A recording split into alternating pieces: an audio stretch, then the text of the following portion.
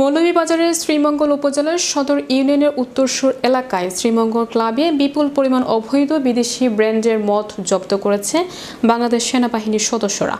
বৃহস্পতিবার রাতে ওই এলাকার সেনাবাহিনী মেজর মেজমা ও ইমরান এর নেতৃত্বে এক অভিযানে এসব অবৈধ মদ $345, নগদ 45,000 টাকা ও জন্মবিরোধীকরণ বড়ি জব্দ করেছে সেনাবাহিনীর সদস্যরা।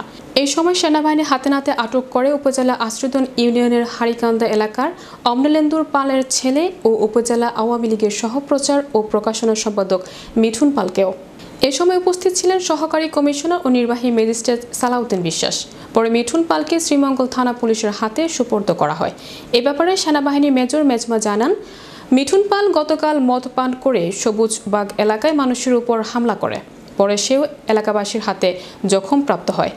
মদ কোন জায়গা থেকে পান করেছে এমন জিজ্ঞাসাবাদে সে শ্রীমঙ্গল ক্লাবের সদস্য জানালে সেখানে আজ এই অভিযান চালালে এসব অবৈধ মদসহ বাকি সব দ্রব্যাদি জব্দ করা হয়।